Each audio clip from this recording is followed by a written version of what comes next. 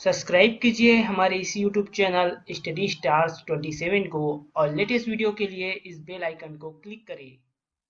Hello student, मैं दीपेश केसरवानी आपको आधुनिक भारत का इतिहास पढ़ा रहा। और आज हम लोग आधुनिक भारत के इतिहास में देखने वाले हैं कैबिनेट मिशन योजना के बारे में, जो कि आपके मार्च 1946 में आया था। तो चलिए स्टार्ट करते हैं हम लोग।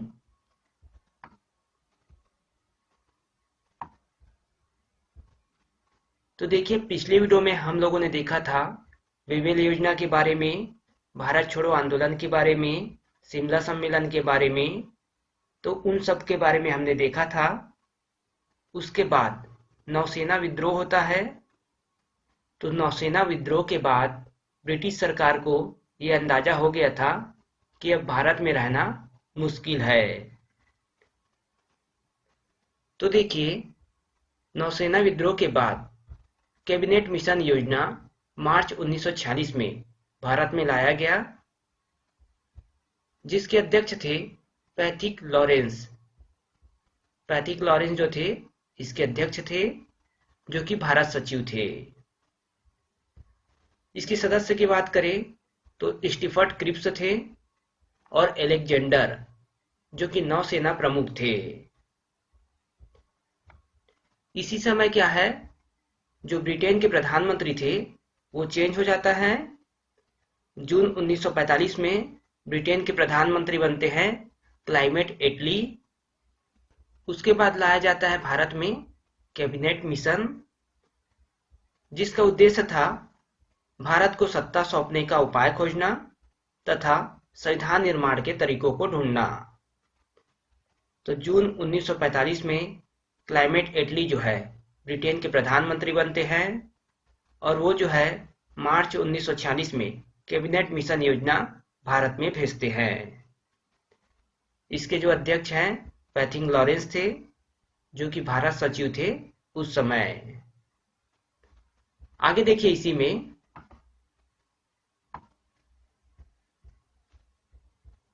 इसमें बहुत सारे प्रावधान रहते हैं, जिसमें से प्रमुख प्रावधान देखिए। एक नवीन संविधान सभा का गठन किया जाएगा और संविधान सभा में 389 सदस्य होंगे।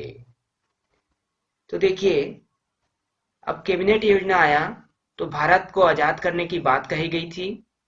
इसके साथ साथ अब एक नई संविधान का गठन किया जाएगा भारत के लिए, जिसमें 389 सदस्य होंगे। ऐसा कहा गया था कैबिनेट मिशन योजना में। और ये जो नई संविधान सभा है उसमें जो 389 सदस्य होंगे, उसमें से 296 ब्रिटिश प्रांतों से होंगे और 93 जो रहेगा वो देसी रियासतों से रहेगा। तो ब्रिटिश प्रांत कहने का मतलब वो सभी जगह जहां पर ब्रिटिश शासन ने अपना शासन किया था, उन जगहों से 296 प्रतिनिधि होंगे, और जहां पर देसी रियासत थी वहां से 93 प्रतिनिधि होंगे। तो टोटल 389 सदस्य जो है, ये जो नया संविधान सभा का गठन किया जाएगा उसमें होंगे। दूसरा महत्वपूर्ण प्रावधान, संविधान बनने तक सर्वदलीय अंतरिम सरकार का गठन किया जाएगा। तो जब तक संविधान नहीं बन जाता तब तक अंतरिम सरकार का गठन किया जाएगा।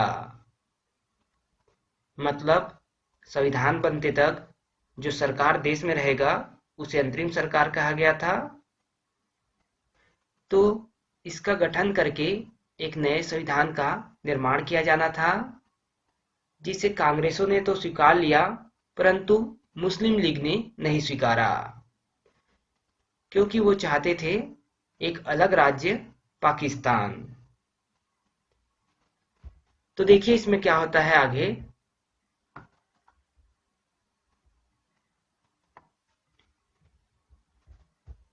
सीधी कार्यवाही दिवस 16 अगस्त 1946 को अंतरिम सरकार की योजना का मुस्लिम लीग ने विरोध किया और पाकिस्तान की मांग पूरा करने के लिए 16 अगस्त 1946 को प्रत्यक्ष कार्यवाही दिवस के रूप में मनाने का निर्णय लिया। तो सीधी कार्यवाही दिवस के रूप में 16 अगस्त 1946 को मनाया जाता है और इसमें बहुत ही ज्यादा विरोध किया जाता है अंतरिम सरकार की योजना का। और किसके द्वारा किया जाता है? तो मुस्लिम लीग के लोगों के द्वारा। देखिए यहाँ पर मुस्लिम लीग ने नारा दिया था, लड़कर लेंगे पाकिस्तान। यहाँ पर मुस्लिम लीग ने नारा दिया कि लड़कर लेंगे पाकिस्तान, और इन्होंने विरोध का जो केंद्र बनाया था, प्रमुख केंद्र, वो था नोआखली, जो कि ढाका का स्थान है। नोआखली, इसे विरोध का केंद्र बनाया था। अब होता क्या है? परिणाम स्वरूप सांप्रदायिक दंगे होते हैं तथा कोलकाता में कत्लेआम मच जाता है। तो बहुत ही ज्यादा यहाँ पर हिंसात्मक घटना घटती है और ये जो सीधी कार्यवाही दिवस है वो पूरी तरह से सांप्रदायिक दंगे में बदल जाता है और बहुत से लोगों की यहाँ पर जान चली जाती है। आगे देखिए,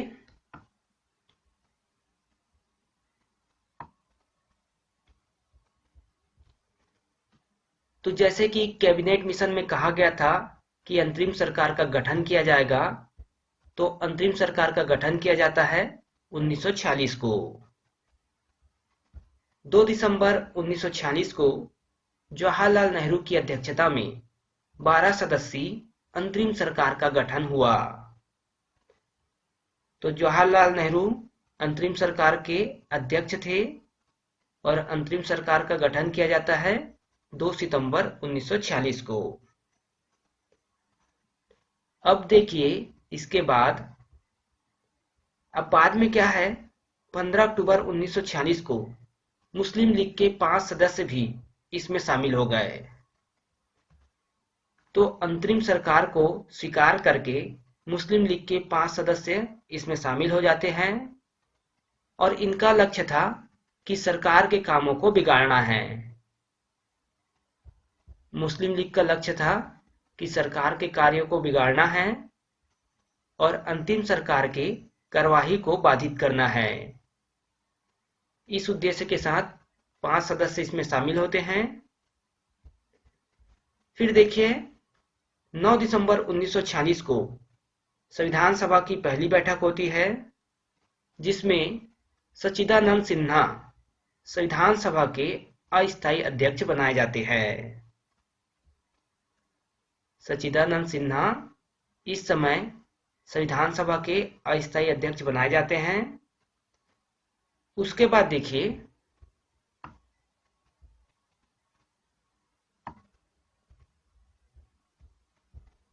11 दिसंबर 1946 को डॉक्टर राजेंद्र प्रसाद संविधान सभा के स्थायी अध्यक्ष बने। तो 11 दिसंबर 1946 को डॉक्टर राजेंद्र प्रसाद संविधान सभा के स्थायी अध्यक्ष बनते हैं। फिर बाद में 20 फरवरी 1947 को जो प्रधानमंत्री क्लाइमेट एटली रहते हैं, ब्रिटेन के प्रधानमंत्री, उनके द्वारा एक घोषणा होती है।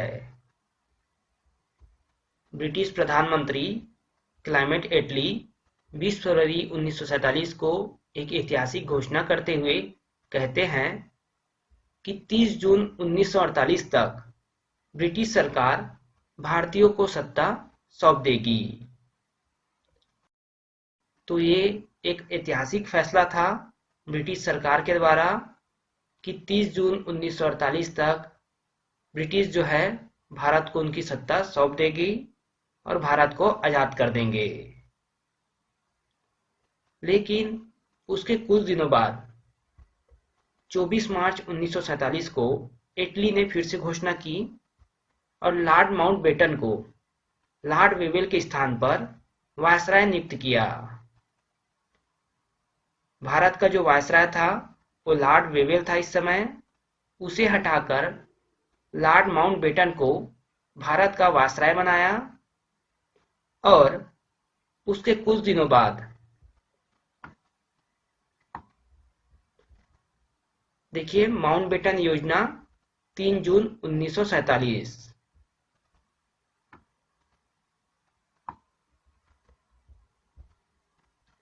सबसे इम्पोर्टेंट है ये माउंटबेटन योजना, क्योंकि इसी योजना के द्वारा भारत का विभाजन हुआ था और पाकिस्तान का निर्माण हुआ था। तो 3 जून 1947 डेट याद रखिएगा। नए वायसराय माउंटबेटन ने 3 जून 1947 को अपनी योजना प्रस्तुत की, जिसमें देश का विभाजन और पाकिस्तान का निर्माण निहित था। तो माउंटबेटन योजना के तहत भारत का विभाजन होता है और एक नए राष्ट्र के तौर पर पाकिस्तान का निर्माण होता है। ये क्वेश्चन आपके एग्जाम में मोस्ट ऑफ टाइम पूछा जाता है, इसलिए इसको याद रखिएगा।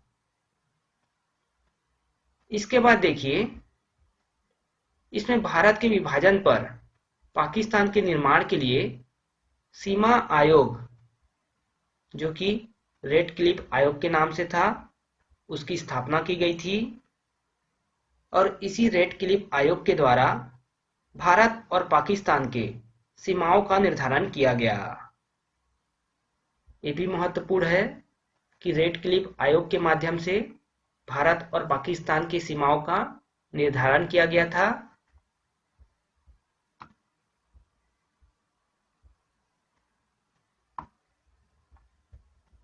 उसके बाद देखिए, पाकिस्तान का निर्माण हुआ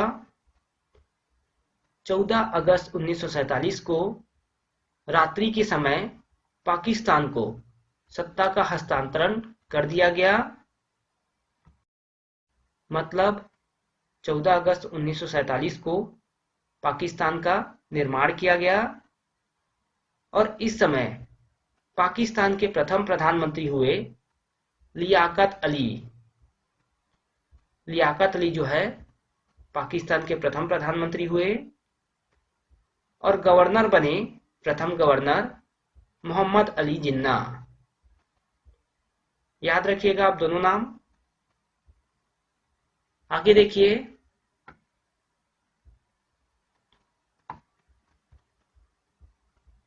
अब देखिए रियासतों का एकीकरण एवं विलीनीकरण। आपने ऊपर देखा कि पाकिस्तान का निर्माण हो गया, लेकिन अगले दिन 15 अगस्त 1947 को सरदार वल्लभ भाई पटेल के प्रयासों से जूनागढ़, हैदराबाद और कश्मीर को छोड़कर अन्य सभी रियासत जो है भारतीय संघ में शामिल हो गए। तो सरदार वल्लभ भाई पटेल ने अपनी बहुत कोशिश की देश को एकजुट बनाने के लिए और सभी रियासतों को भारत संघ में मिलाया गया। लेकिन 3 रियासत जो है जूनागढ़, हैदराबाद और कश्मीर, ये भारत से नहीं मिलना चाह रहे थे। कश्मीर ने कह दिया था कि ना तो हम पाकिस्तान से मिलेंगे और ना ही हम भारत से। हैदराबाद पाकिस्तान से मिलना चाहता था, लेकिन वो भारत के बीच में था, इसलिए पाकिस्तान से उसका मिलना संभव नहीं था। और जूनागढ़ भी जो है भारत में शामिल नहीं होना चाहता था। तो इन तीनों को छोड़कर जब देश आजाद हुआ तो सभी रियासत जो है भारत में मिल चुके थे। फिर देखिए, क्रमशः कश्मीर जो है अक्टूबर 1947 में तथा उसके बाद जूनागढ़ और हैदराबाद ने सबसे अंतिम में भारतीय संघ के विलय पत्र पर हस्ताक्षर किया। कश्मीर जो है वो पाकिस्तान से नहीं मिलता है और भारत से भी नहीं मिलता है। तो पाकिस्तान की सेना ने जबरदस्ती कश्मीर को अपने में मिलाने का प्रयास किया और वहां पर कत्लेआम किया। तब कश्मीर जो है भारतीय संघ में विलय होने के लिए तैयार हो जाता है और यहाँ पर हस्ताक्षर करते हैं। अक्टूबर 1947 में। हैदराबाद सबसे अंतिम है, इसको आप याद रखिएगा, क्योंकि एग्जाम में अगर क्वेश्चन पूछा जाता है तो यहीं से पूछा जाता है कि सबसे अंतिम में कौन सा रियासत था जो भारतीय संघ में शामिल हुआ था, तो वो था हैदराबाद। तो यहाँ पर हमारा भारत देश जो है 15 अगस्त 1947 को आजाद हो जाता है। साथ ही यहाँ पर आपका आधुनिक इतिहास जो है वो भी कंप्लीट हो गया। तो ये वीडियो जो है यहाँ पे कंप्लीट हो जाता है। इससे आगे हम लोग जो अगला सब्जेक्ट पढ़ेंगे उसे हम लोग नेक्स्ट वीडियो में देखेंगे। तो इस वीडियो को यहीं पर समाप्त किया जाता है।